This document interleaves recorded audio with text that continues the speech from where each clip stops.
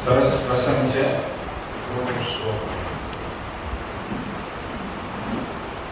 સ્ત્રીઓને માટે ઉપયોગી. સ્ત્રીઓએ ખાંડણીઓ, મુસળ, ઝાડુ, નિશાત્રો, ઘંટી અને બારણાનો ઉમરો આમના ઉપર કદીએ નહીં બેસવું જોઈએ. સ્ત્રીઓને માટે એટલું નિષેધ છે. ગુલખલ એટલે ખાંડણીઓ, એની ઉપર કોઈ દિવસ બેસાય નહીં. મુસળ, આંબેલું, એની ઉપર કોઈ દી ન બેસાય. ઝાડુ, સાવરણી, નિશાત્રો, એવું આવ્યું. નિશાત્ર ઉપર કોઈ દિવસ સ્ત્રીઓએ બેસાય નહીં. નિશાત્રો એટલે ખબર છે?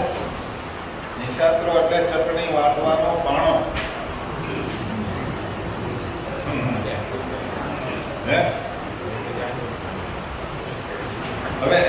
હવે તો ખાંડણી આવી ગઈ છે,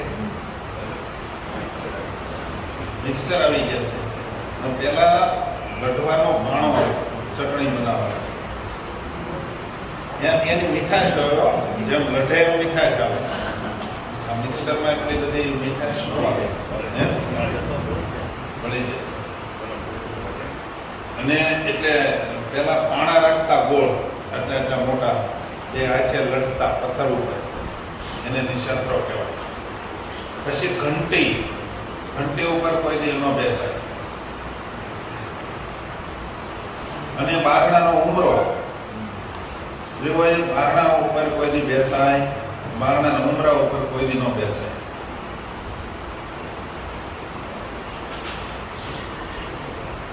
સ્ત્રીઓને માટે સરસ સરસ પ્રસંગો, ઉપદેશની વાતો આવે છે. આ જે વાત કરી એ સ્કંદ પુરાણ અને શિવ પુરાણની અંદર વાત છે.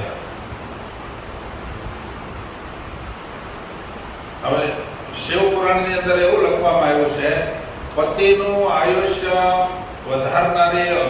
વધારવાની અભિલાષી પતિવ્રતા સ્ત્રી જેને પોતાના પતિની આયુષ્ય વધવા દેવી હોય, તો પૂરું કરી દેવું હોય તો આ વાત નથી. જેને સ્ત્રીઓની પોતાના પતિની આયુષ્ય વધારવી હોય તો એને શું કરવું?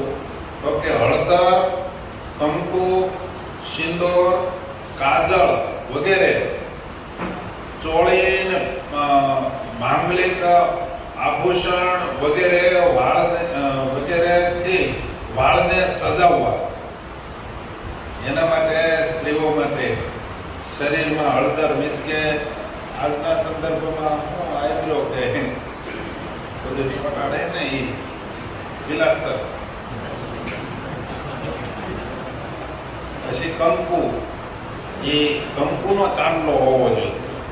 અત્યારે સ્ત્રીઓ તૈયાર લાવીને ચોટાડે છે ને, એ બધું એનો પતિ ડેકોરેશનનો જ હોય.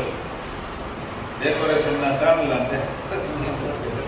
હકીકતમાં કંકુનો ચાંદલો લક્ષ્મીજીનું પ્રતીક એ છે. લક્ષ્મીજીની પ્રસાદીનું કંકુની વાત છે. પછી સિંદૂર, માથાનો સિંદૂર ભૂસાવા દેવાય નહીં. કાજળ, આંખે આંજવાનું કાજળ. પછી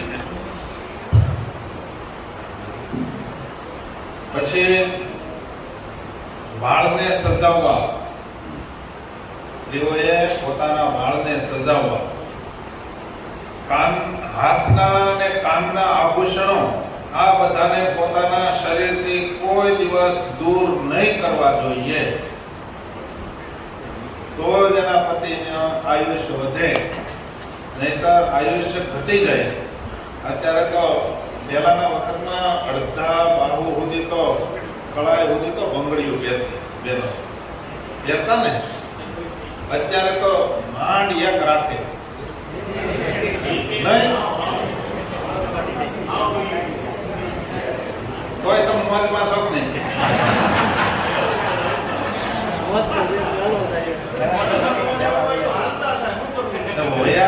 ક્યાં તમે હવે તમે એકલા થોડા રહો, એ કાંઈ થોડા બધી ઘડી રહો. તમારા પુરુષોમાં હક નથી.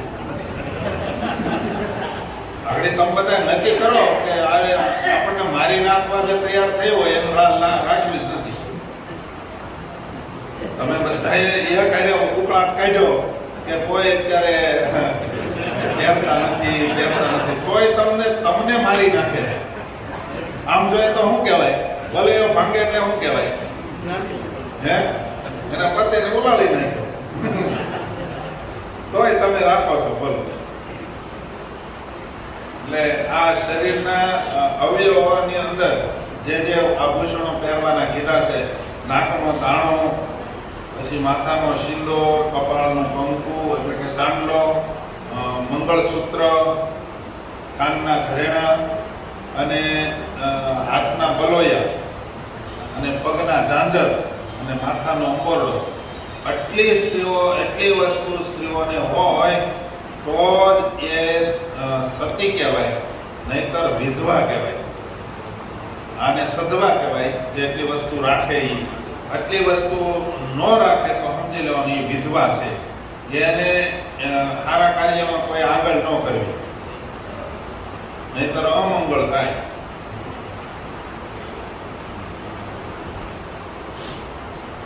અત્યારે તો લોટ બાંધવા બેસે ને તો બલોયા કાઢી નાખે.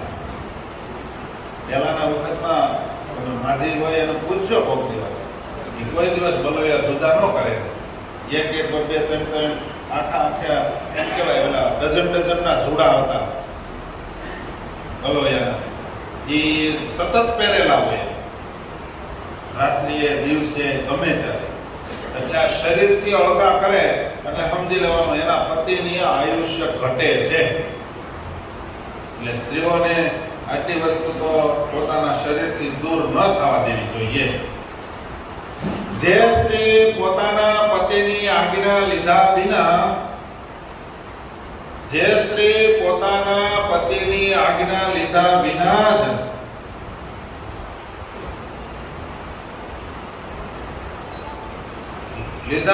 જ વ્રત ઉપવાસ કરે છે તે પતિનું આયુષ્ય હરે છે. શું કીધું? પોતાના પતિની આજ્ઞા લીધા વિના જ જે વ્રત ઉપવાસ કરે છે તે પોતાના પતિની આયુષ્ય ખોવે છે, એટલે હરી લે છે. એટલા માટે તે પતિની આયુષ્ય હરે છે. જીવતે જીવત દુઃખ પામે છે અને મરવાથી તે સ્ત્રી નરકમાં જાય છે. મોટા મોટી નુકસાની કોને છે? સ્ત્રીઓને. કારણ કે મરી નરકમાં જવું પડે. તમે એવું માનો છો પોતાના પતિ નર જેવો હોય એવો, આપણે મરી ગયો શું વાંધો, એમ માનીને બલોયા કાઢી નાખે, નાકનો દાણો દૂર રાખે, પછી કાપને ઓલા શું કહેવાય માથાનો સિંદૂર ભૂસી નાખે, કાપ કે બુટિયા ન પહેરે, આવું બધું સજાવીને ન રાખે, વાળને સજાવીને ન રાખે, વગેરે વગેરે, જે ઝાંઝર વગેરે ન રાખે તો એના પતિની તો આયુષ ઘટે. એમાં પતિને લોસ નથી, જલ્દી વયો જાય. પણ આ તો જીવતે સુખી નહીં અને મરીને સુખી નહીં, નરકની પ્રાપ્તિ થાય. સ્ત્રીએ આમાં આવે છે એટલે અમુક શબ્દ એવો કોઈ જ્ઞાતિવાદ ન લે, પણ શાસ્ત્રમાં એવું લખેલું છે કે જે સ્ત્રી જીવનની અંદર સુખી થવા માંગતી હોય એને અમુક સ્ત્રીઓનો સંગ ન કરવો.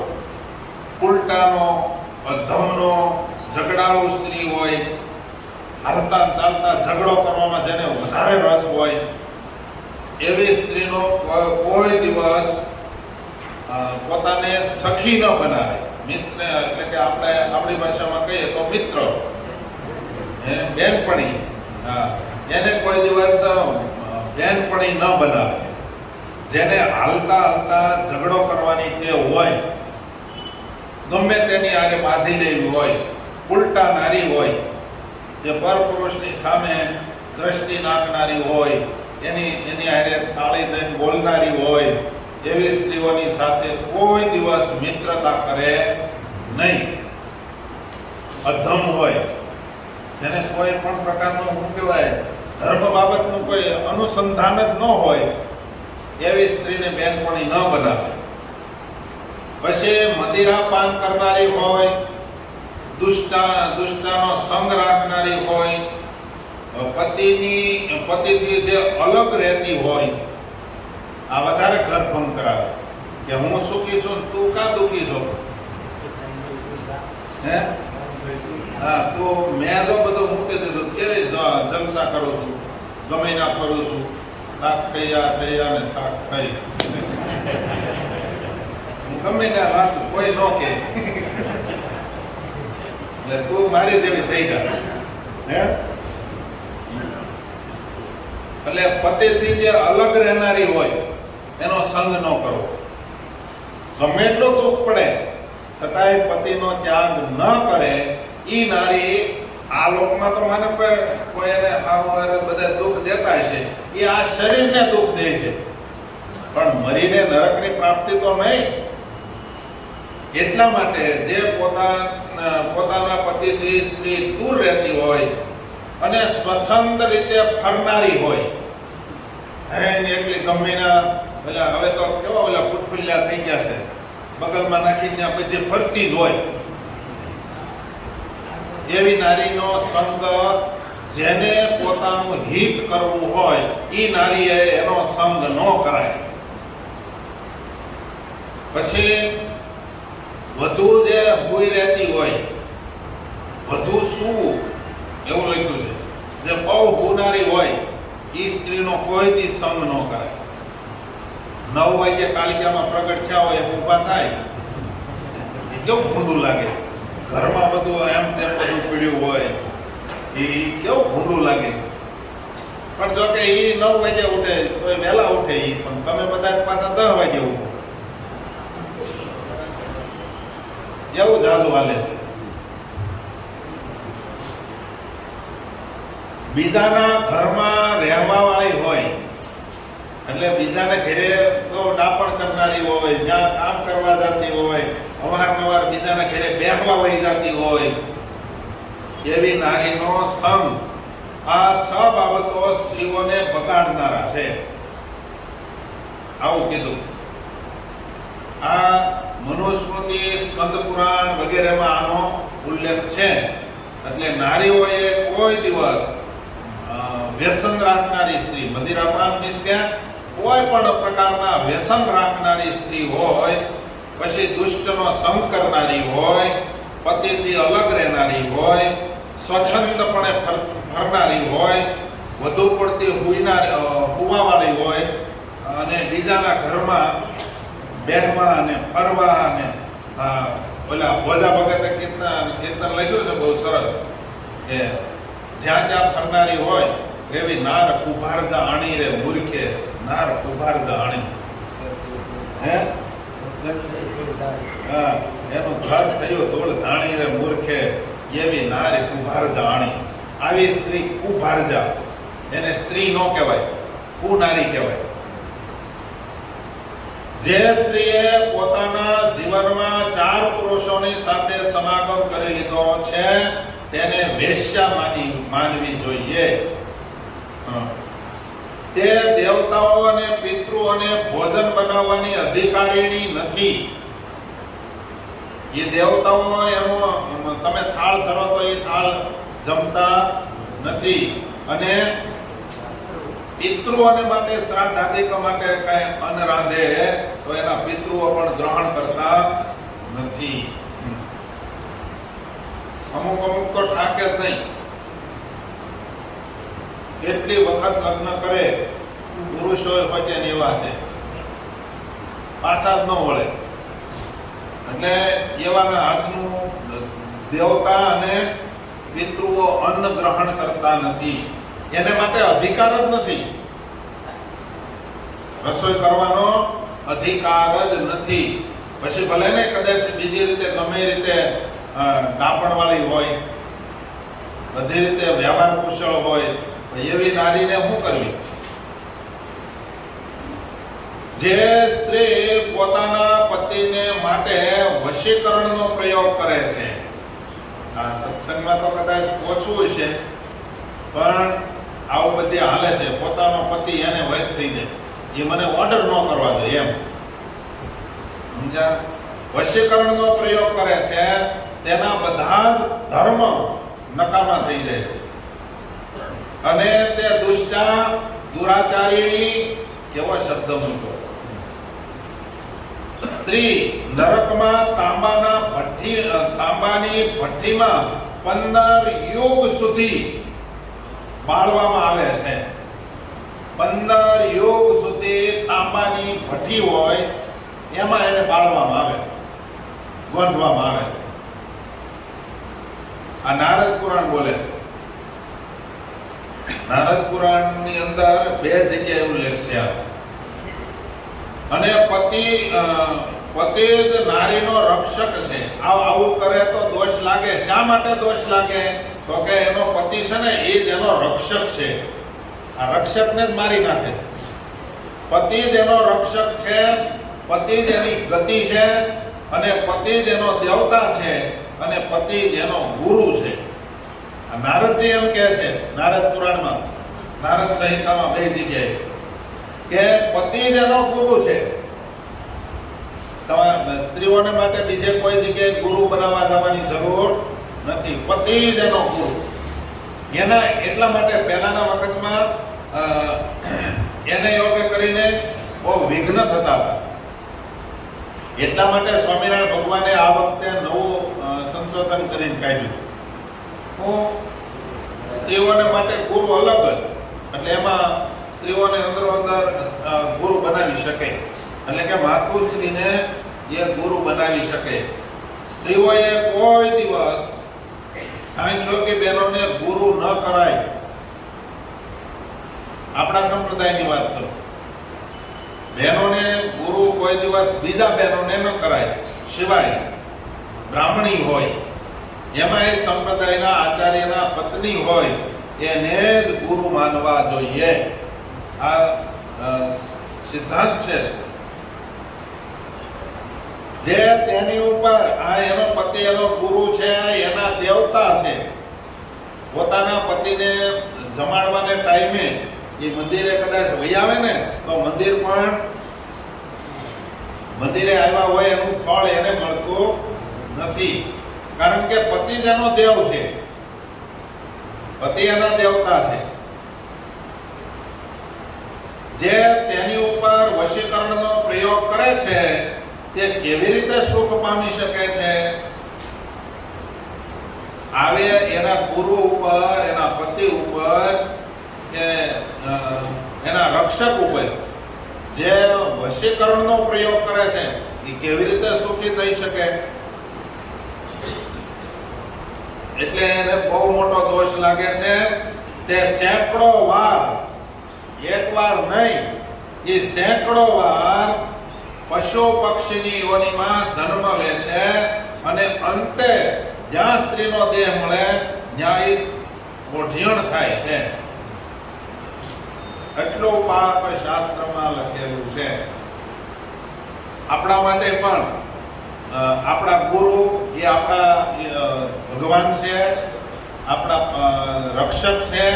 કારણ કે સ્વામિનારાયણ ભગવાને શિક્ષાપત્રીમાં લખ્યું છે, ગુરુ છે એ ધર્મનું રક્ષણ કરશે. તો આપણા ધર્મનું રક્ષણ કોણ કરે છે? આચાર્ય મહારાજ. કોણ? આચાર્ય મહારાજ છે. એ ધર્મ રક્ષણ હેતુએ આપણા બધાના ધર્મના રક્ષણ માટે એને સ્થાપન કર્યા છે. આપણે એની ઉપર વશીકરણનો પ્રયોગ કરીએ તો આપણને આ જ પાપ લાગે, એકલા સ્ત્રીઓ માટે નહીં. આજના સંદર્ભમાં ઘણા સાધુઓ એની ઉપર પ્રયોગ કરે છે. એને ખબર નથી, એને 15 યુગ સુધી તાંબાની ભઠ્ઠીમાં ઘાલશે. આ આખી જિંદગી સ્વામિનારાયણ કર્યો, હાથ લાંબા કરીને ઉપદેશ કર્યો હશે, ભગવાનની મૂર્તિની સામે બેઠો હશે, પણ છેલ્લે તો 15 યુગ સુધી તાંબાની ભઠ્ઠીમાં એને ઘાલશે.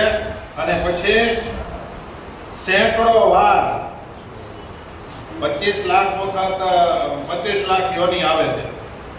21 લાખ 21 લાખ વર્ષ સુધી પશુ આવે ને પશુ જાતિ, તો એની અંદર જન્મે ને એમ આમાં તો સેંકડો વાર કહી દીધું, 1 2 3 4 સેંકડો નહીં, સેંકડો વાર. એટલે વાર પશુની જાતિમાં જન્મશે અને પાછા અંતે જ્યાં જન્મશે ત્યાં કોઢિયો થાય. એટલે ગુરુની ઉપર કોઈ દિવસ વશીકરણ ન કરાય. આ તો ગુરુ કોઈ આપણને ટોકે નહીં એટલે વશીકરણનો પ્રયોગ કરી એટલે ગુરુ આપણને વશ થઈ જાય. સ્ત્રીઓ પોતાના પતિને જો વશ કરવાની કોશિશ કરે તો એને પણ આ જ પાપ લાગે. સ્ત્રીઓનો પોતાના ભાઈ બંધુઓને ત્યાં વધુ દિવસ રહેવું તેમની કીર્તિ, શીલ અને પાતિવ્રત્ય ધર્મનો નાશ કરનારું છે. નારી પરિણ્યા પછી પોતાના પતિને મૂકીને પોતાના પિયરમાં ભાઈ, પિતા આદિ એને ત્યાં વધારે પડતું રોકાવવું એ સ્ત્રીઓના ધર્મને હાનિ કરતા છે. એની કીર્તિનો નાશ થાય છે. એનું શીલ એટલે બ્રહ્મચર્ય અને પતિવ્રતાનો જે ધર્મ છે એમાંથી ભ્રષ્ટ થઈ જાય છે. અને આ ભ્રષ્ટ થઈ ગયેલી નારી એ સત્કર્મની અંદર ક્યાંય હાલતી નથી. એટલા માટે સ્ત્રીઓએ બહુ પોતાના પિયરમાં ન રહેવું જોઈએ. પણ અત્યારે તો આને ઢળડી ત્યાં લઈ જાય. આ તો ખોટું. અને આ એક ગજબની માં બકરી જાય ભાઈઓ છે.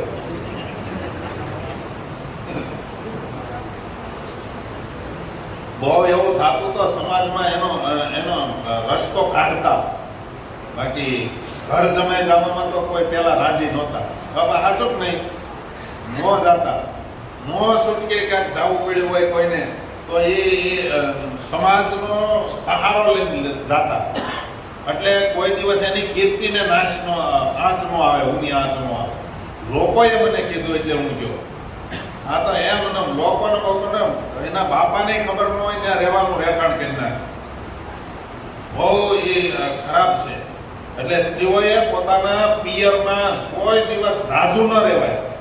હા, ક્યારેક જવું પડ્યું હોય, લગ્ન હોય, પ્રસંગ હોય, કંઈક એવા કાર્યો હોય ત્યારે અઠવાડિયું 15 દી એમ જે રોકાવું પડ્યું એ વાત જુદી છે. એ પણ બધા જાણે, બધા સમજી શકે કે આ આવી રીતનું એને જરૂર હતી એટલે ગયા છે. પણ વધારે પડતું ત્યાં રોકાવાય નહીં. જો બહુ સરસ પ્રસંગ આવે છે. પતિનું નિવાસ સ્થાન ધન વૈભવ વિનાનું હોય તો પણ પત્નીએ ત્યાં જ રહેવું જોઈએ. પોતાના પતિનું એકવાર પેલા વાગદાન થઈ જતું ને, વાગદાન મનથી ખાલી સંકલ્પ કરી લે કે મારા અહીંયા મેરેજ કરવા છે, તોય પછી એને મૂકી દે તો એ પણ સારું નહોતું પહેલાના વખતમાં. એકવાર વાગદાન થઈ જતું પછી વેવિશાળ તૂટતા નહીં. એ પછી ગમે તેવું હોય, મગજમેટ હોય, સુરદાસ હોય અને ખબર ઓછી પડતી હોય, લૂલું લંગડું જેવું હોય એવું સાચું ખોટું કોઈ જિંદગી ભર નિભાવતા હતા. અને આજના સંદર્ભમાં મેરેજ થયા કે નક્કી ન કરી લેવું કે હવે આનું ઘર બંધાઈ ગયું એવું.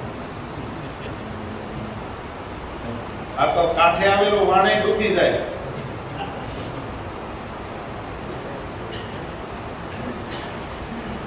ત્યાં એવો પોતાને પતિ નક્કી કરી લીધેલો હોય, પછી એનો પતિનું ઘર કદાચ ધન વિનાનું હોય, અરે ભાડે રહેવું પડતું હોય ને તોય મંજૂર છે, પણ મારે મારા પતિની સાથે જ રહેવાનું હોય. આ સ્ત્રીઓનો ધર્મ છે.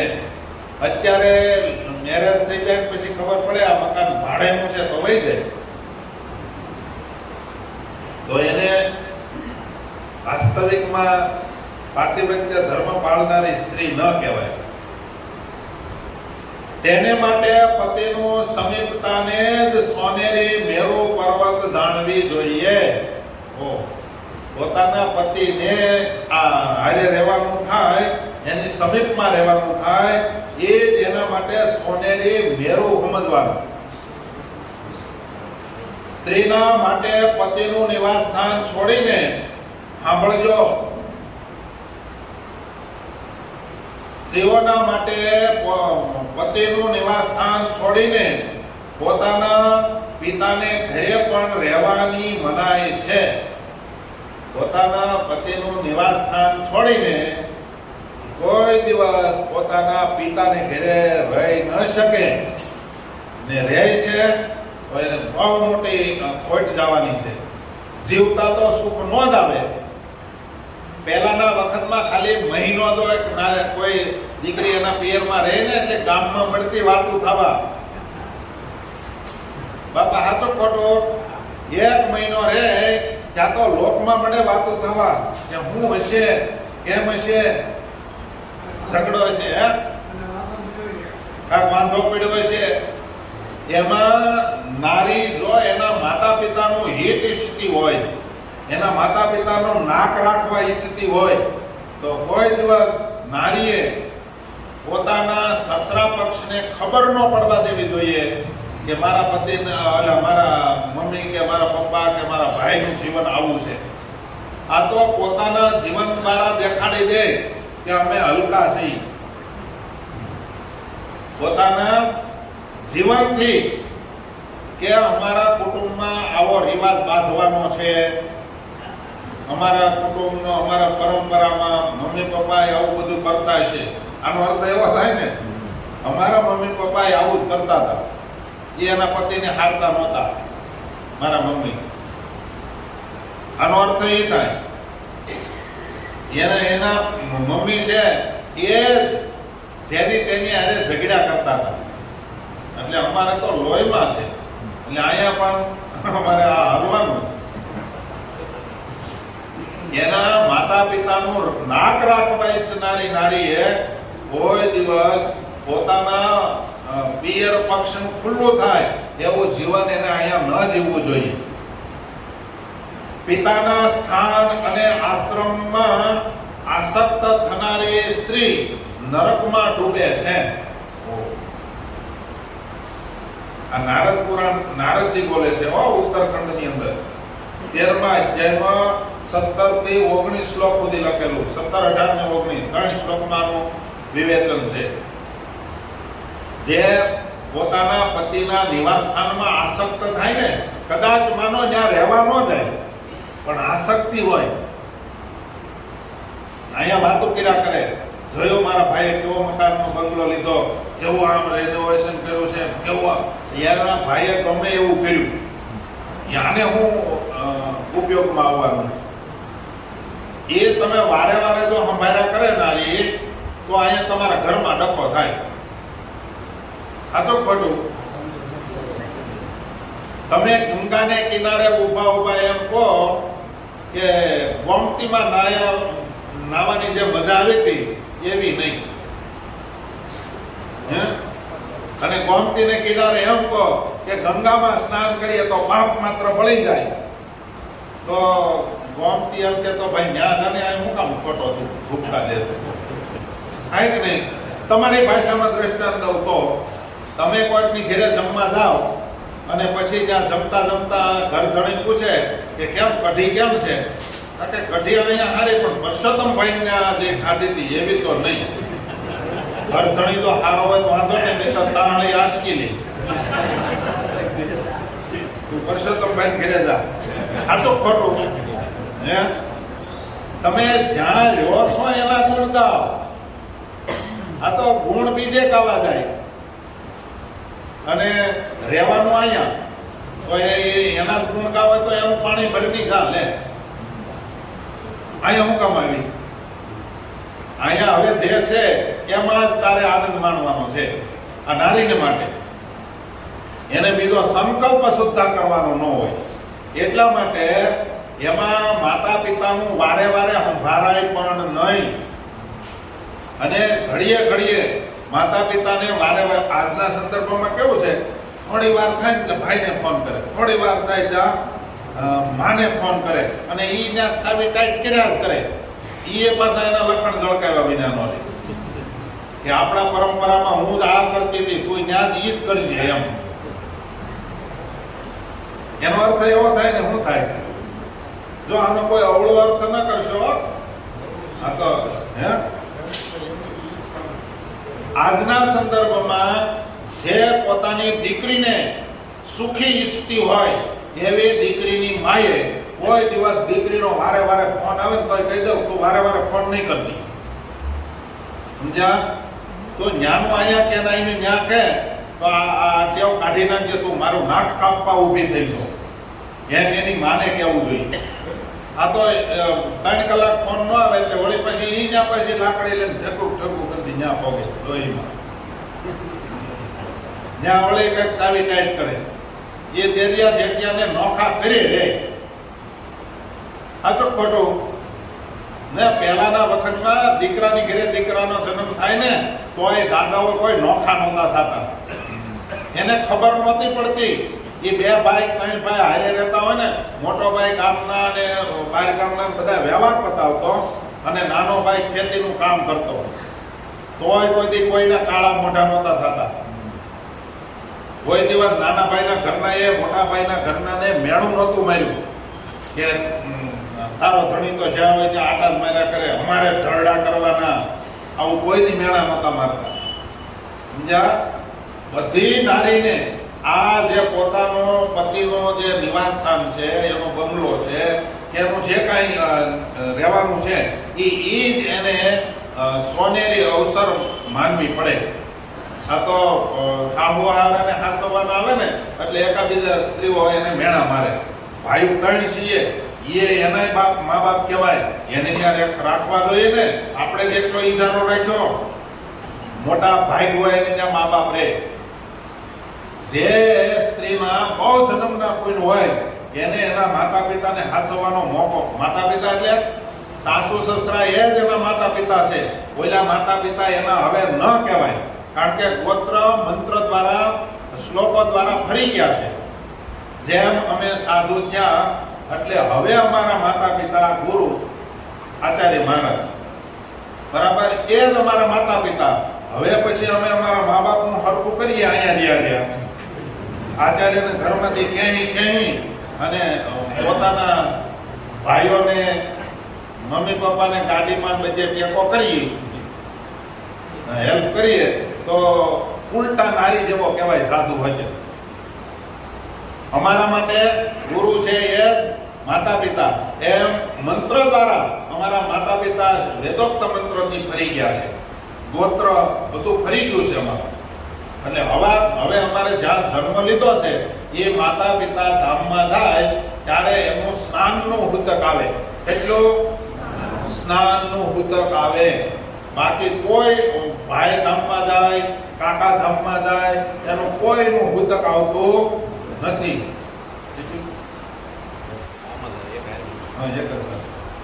એટલે એ હકીકતમાં એ જ એના માતા પિતા કહેવાય. એને પછી બીજે ત્રીજે ક્યાંય એને માથું મરાય નહીં. નારીને માટે એના સાસુ સસરા છે એ એના માતા પિતા છે. તો જેના બહુ જન્મના પુણ્ય હોય ને એને ભગવાનની સેવાનો મોકો મળે અથવા તો માતા પિતા એટલે કે સાસુ સસરાની સેવાનો મોકો મળે, બીજાને ન મળે. આમાંથી એટલા બધા બેઠા છે એને કોઈને દેવની સેવાનો મોકો મળે એટલે કે અહીંયા સોળે થઈને સેવા કરવાનું થાય, હિંમત ભગત કરે છે એમ કરવાનો મોકો મળે ને તો ઘણા કાંઠ બોળે છે હરિભક્તો હોય. ઈ મારાથી આમ કોઈ તો ઓટલા તોડતો હોય, કાંઈ કામ ન કરતો હોય, કળીના 2 કટકા ન કરતો હોય. ગામડે હોય તો ગામડે નકરા ઓટા તોડે, પણ મંદિરની સેવા કરવાનું આવે ને કેમ કે અમારા ગામમાં કોઈ હવે પૂજારી નથી, કોઈ થાળ ધરવા વાળું નથી, તો તમે શું કામના કામના છો? કે દાડીઓ મળે તો જ સેવા કરાવાય. આમાં હાથ ઊંચો કરો, કોકને સેવાનો મોકો મળે હું માનો છો? કોને સેવા કરવી છે? સેવા કોને કરવી છે? તો હું સાંભળો બધું.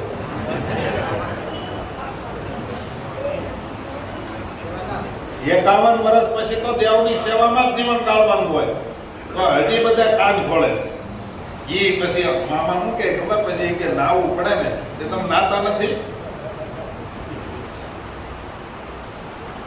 દેવની અહીંયા ઠાકોરજીની સેવા અડવા મળે. આ તમે સહેલેથી કાકૃતિ કરો અને સીધા પગ પૂજો, હાર મેળવો, એના જેવો મોકો બીજો કયો કોઈ હાથ નો ઊંચો કે બોલો. હવે આમાં ક્યાં અક્ષરધામમાં જવાના લલારા છે? હું કહું કોને જાવું ધામમાં? તો એમાં તો હાથ ઊંચો કરો.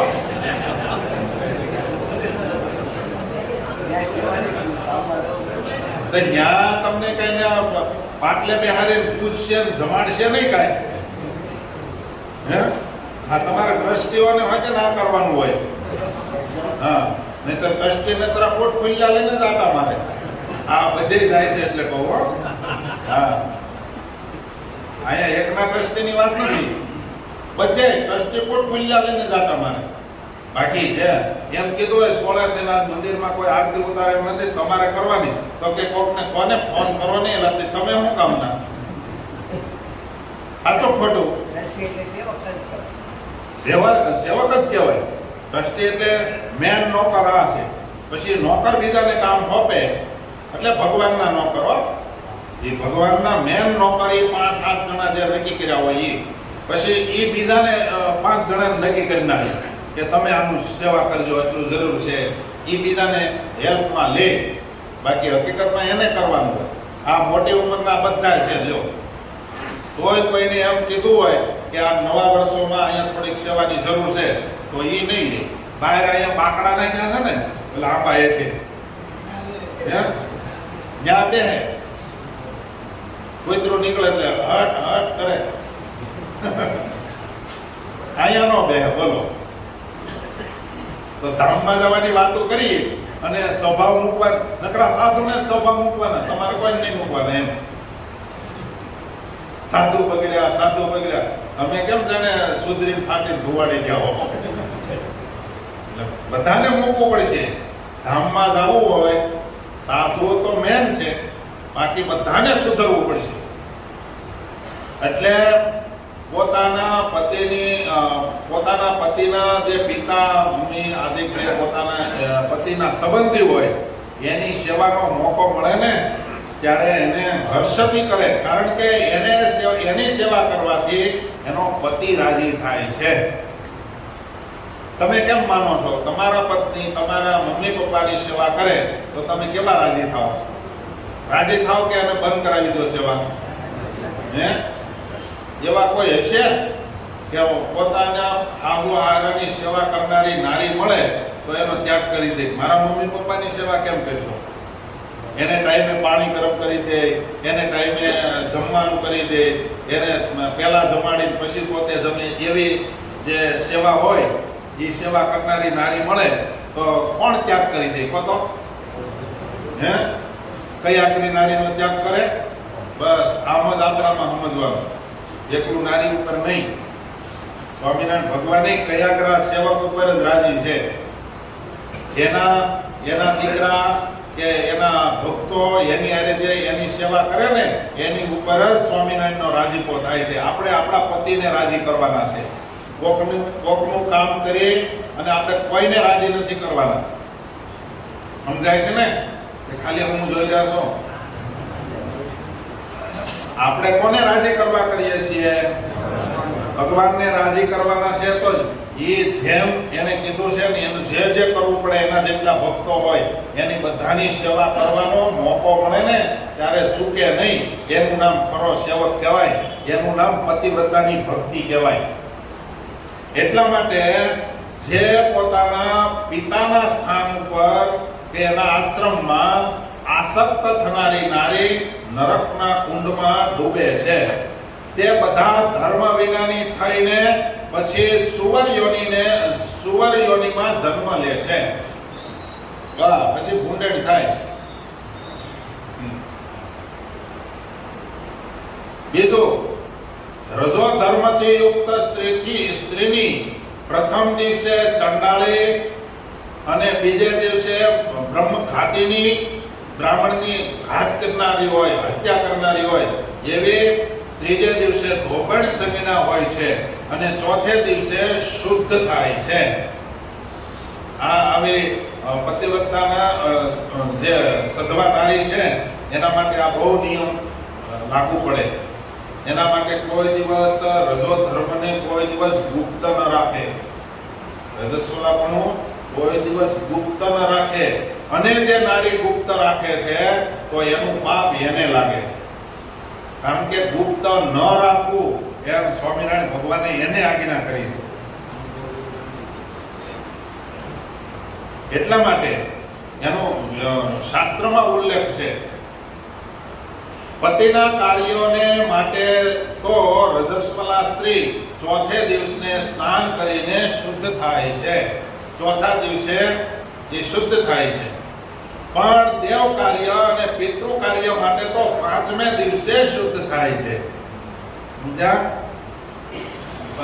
પિતૃ કાર્યમાં અને દેવ કાર્યમાં પાંચમે દિવસે શુદ્ધ થાય છે. પોતાના પતિની સેવા કરવા માટે ચોથે દિવસે શુદ્ધ થાય. ભગવાનની સેવા અને પિતૃની સેવામાં પાંચમે દિવસે કામ કરી શકે. સ્ત્રીઓને માટે લગ્ન સંસ્કાર જ વૈદિક સંસ્કાર એટલે કે યજ્ઞોપવિત સંસ્કાર માનવો જોઈએ.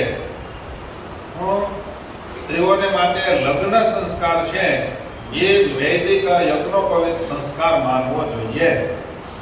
એને જે સ્ત્રી લગ્ન વિના ભાગીન કોકને ના વહી જાય છે તો એનો યજ્ઞોપવિત સંસ્કાર તો થયો નથી. મીન્સ કે લગ્ન સંસ્કાર તો થયો નથી. પતિની સેવા જ ગુરુવાસ માની લેવો જોઈએ. પતિની સેવા કરવી એ એને ગુરુના આશ્રમમાં રહીને જે વિદ્યાર્થી ભણવા જાય ને ગુરુના કુળમાં એ અને ગૃહ કાર્ય એનો અગ્નિહોત્ર કર્મ કહેવામાં આવ્યું છે. જો એ ઘરનું કામ કરવું ને એ જ એનો અગ્નિહોત્ર છે. એટલે એનું જે તમે યજ્ઞ કરે ને એ એને યજ્ઞ આવી ગયો. એને યજ્ઞ કરવાની જરૂર નથી. ઘરનું કામ કરે ને એટલે યજ્ઞનું ફળ મળે. કેટલો મહિમા બતાવ્યો છે. નહીં પૈસાનો, ખાલી દેહને કહારો આવે એમ ને. વહેલું ઉઠવું પડે, આળા ખખેરવી પડે, એટલું જ ને. પણ યજ્ઞનું ફળ તો મળે. ઘરનું કામ કરે તો બીજાના ઘરનું નહીં. બીજાના ઘરમાં બહુ કામ કરે. મંદિરમાં આવીને વહેલા ઉઠીને કદાચ કચરા પોતા કરી જાય, બધું કરે.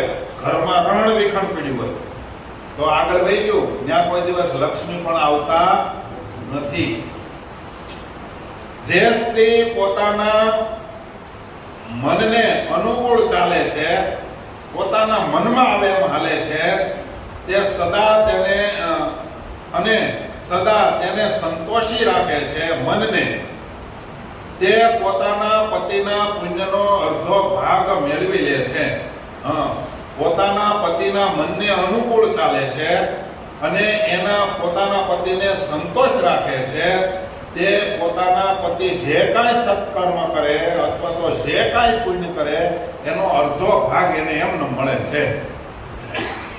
જે ગરીબ ભગત કહેતા હતા કે તો મારામાંથી કોઈ ભાગ નહીં પડે.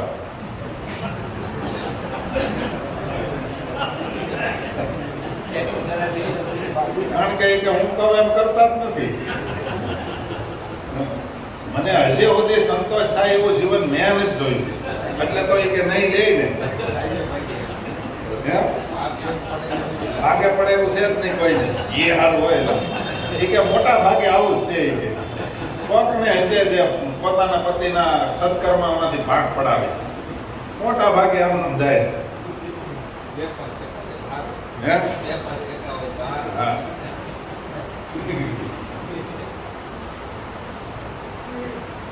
આ આચાર સંહિતા તમને ગમે તો છે ને? કારણ કે આપણે 5મું પ્રકરણ ક્યારેય વાંચ્યું નથી. અમારે આજે 5મું પ્રકરણ વંચાય છે ને એમાં આવું બધું આવે છે. ક્યાં સેમ આ જ આવે છે. લગભગ પોઈન્ટ આવી જાય છે. પિતાની અનુમતિથી પોતાના પિતા અથવા તો પિતાના આજ્ઞાથી ભાઈએ જેની સાથે લગ્ન કરી દે છે મોટો ભાઈ હોય એના બાપુજીથી થાય એમ ન હોય તો એના બાપુજી ભાઈને આજ્ઞા કરી દે, બેનના મેરેજ આમ તું વેવિશાળ જોઈ દે અથવા તો નક્કી કરી નાખજે. એમ પોતાના પતિની આજ્ઞાથી રૂકમિણીને એનો ભાઈ છે ને જબરજસ્તીથી દેવા માંગતો હતો, એટલે એને પતિવ્રતામાં ભંગ ન થયો. નહીંતર પોતાનો પિતા અથવા તો પતિની આજ્ઞાથી ભાઈ છે એ કોઈની સાથે લગ્ન કરી દે, તે સ્ત્રી જીવનભર તે પતિની સેવા કરે. પછી એકવાર મેરેજ થઈ ગયા પછી જીવનભર એની સેવા કરવી પડે અને તેના મરવાથી પણ તેનું ઉલ્લંઘન ન કરે. પોતે ધામમાં જવાનો પ્રસંગ આવે ને તો એના પતિની આજ્ઞા કોઈ દિવસ ન લોપે, કારણ કે એને એના ભાઈએ અથવા તો એના બાપે એની હારે મેરેજ કર્યા છે અથવા તો વાગદાન આપ્યું છે, હવે મારે બીજું કરાય નહીં. આમ જોઈએ તો પુરુષો કરતા સ્ત્રીઓના ધર્મ 50% હલકા છે. જો કરવું હોય તો શુદ્ધિ માટે પણ આ તો વિવેચન ન કરાય, નહીતર એને અડધી શુદ્ધિ બતાવી. એ અડધી શુદ્ધિનું કહે તો આવ ન કરે, એટલા માટે જે છે એ હાલવા દે.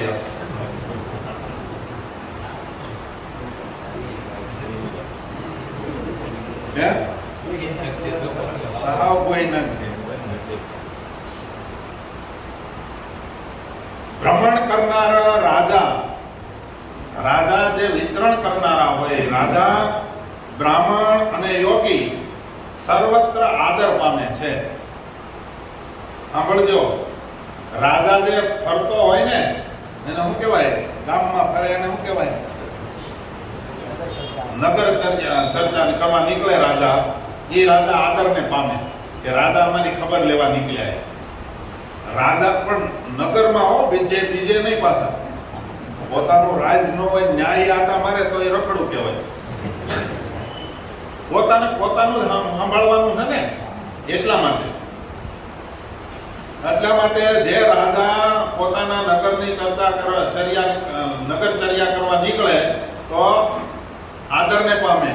જે બ્રાહ્મણ ફરતો હોય એ બ્રાહ્મણ આદરને પામે. જે સાધુ ફરતો હોય એ આદરને પામે. પણ આ ઊંધું છે. જે સાધુ ફરતો હોય એની કોઈ વેલ્યુ કે એનું ક્યાં ઠેકાણું છે? આ જો એનામાં કાંઈક સાધુતા હોય તો ન હોય કે એને આખી સંસ્થા ઊભી કરી દીધી હોય, હજી જ્યાં હોય ને રખડે છે.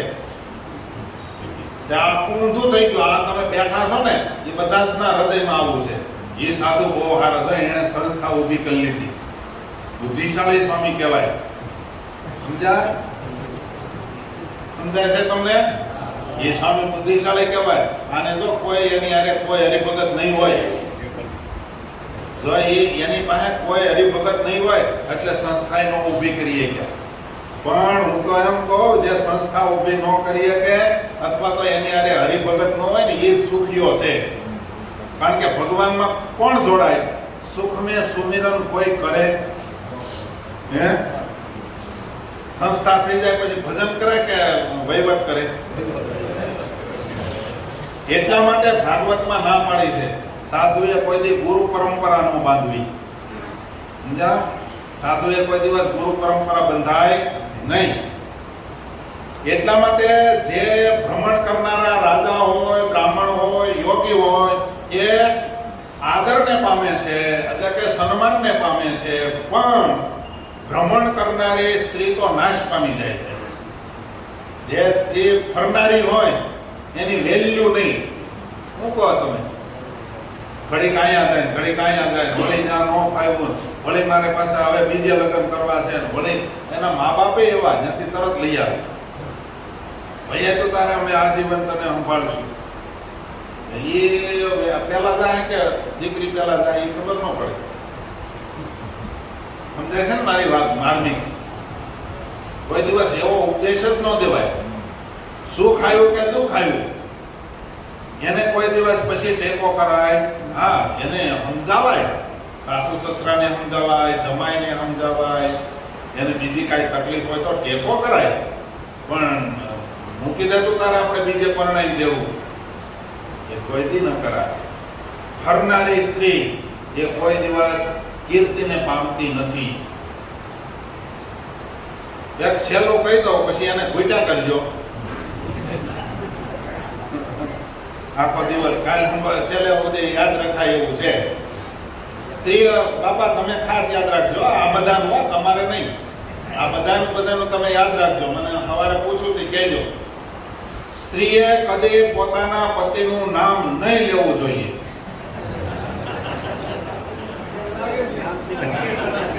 બાપા કે લાગત લે છે.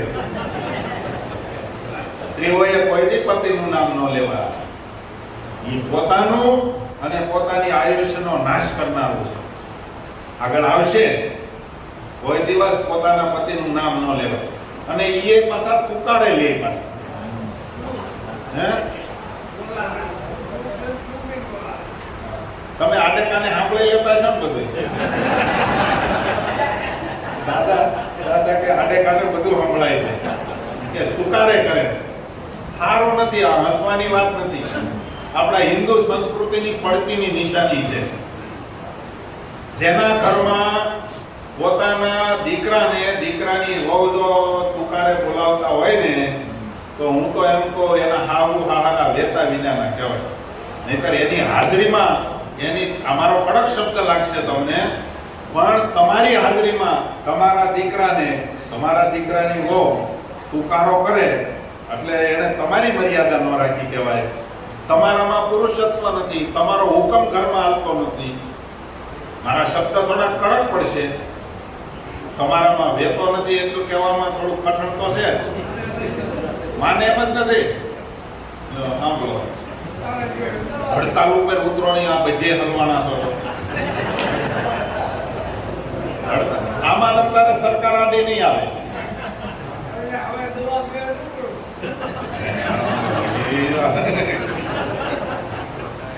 કે પછી તો દવા પીવી. શ્રીપતે શ્રીધરમ